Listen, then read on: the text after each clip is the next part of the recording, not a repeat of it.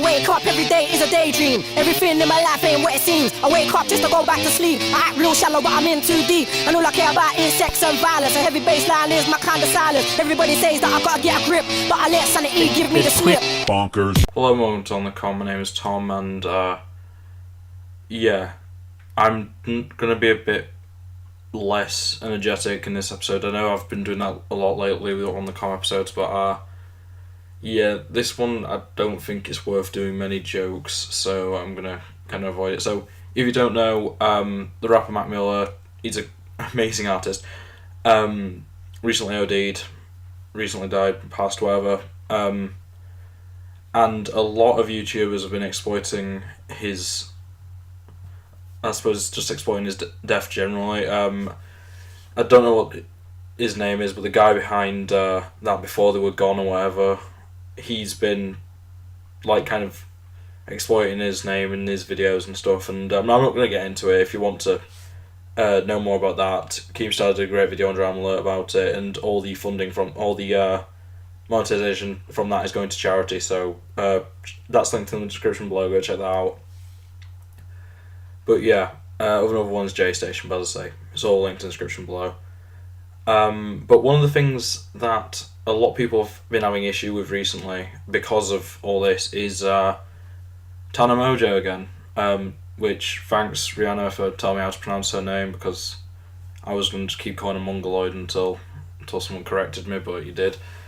And yeah, not long after it was announced that Malcolm Mack, whoever, had died, she put on her Instagram a screenshot from a conversation where they were basically flirting in the DMs. I'm not going to judge her, but and basically saying how much she loved him and everything, and how much that she didn't realise was happening behind the scenes in his life and everything.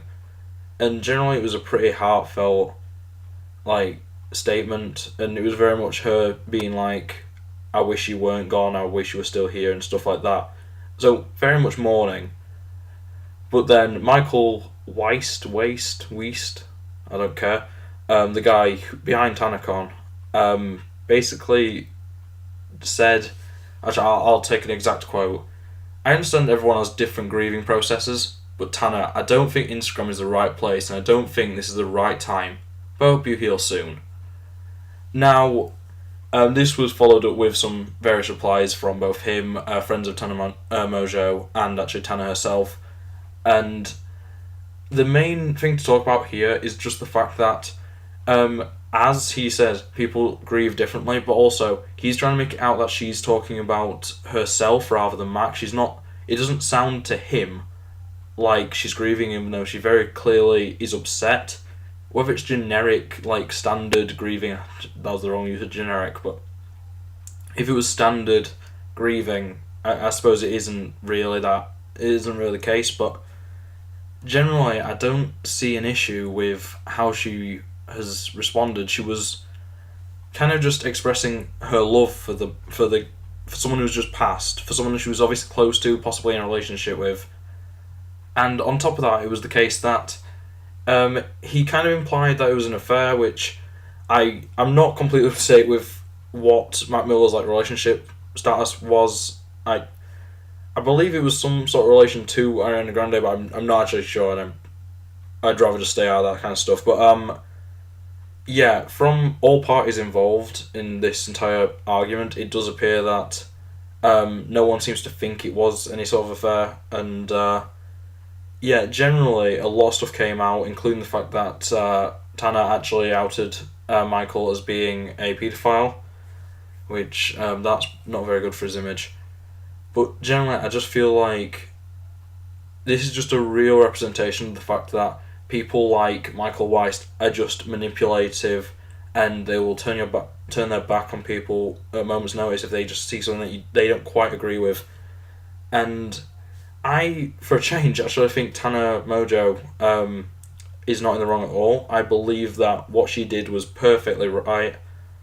And yeah, I just feel like what Michael has done and said in this situation is probably a lot worse than what anyone could say Tanner's done in this situation, because say what you will about what Tanner put on Instagram, she very clearly showed passion and like love for this person who had just passed. Whether it was timely or not is another question, but she definitely showed some sort of love for this person, which Michael, no matter what he's going to say in these coming days or whatever, he very clearly didn't actually care. And he was just trying to get the attention, which I suppose I am giving him what he wants, but yeah, generally I just feel like he's just such a terrible person. It was shown with TannerCon, but everything that he does just gets worse and worse. And the fact that someone who he worked very closely on TannerCon on, whether that worked out or not, which it didn't, but it's very much a case of it's ended up he's turned his back on someone he worked closely with by the looks of it. And generally I do not believe, in my opinion, that what Tanner did was disrespectful to Mark. I do believe, however, that what Michael has done is disrespectful, even though it's not directly disrespectful. But that's just my thoughts. I'm not going to ask for all the generic stuff, so that's the end of this video. And yeah, bye. My regrets look just like texts I shouldn't send, and I got neighbors that more like strangers.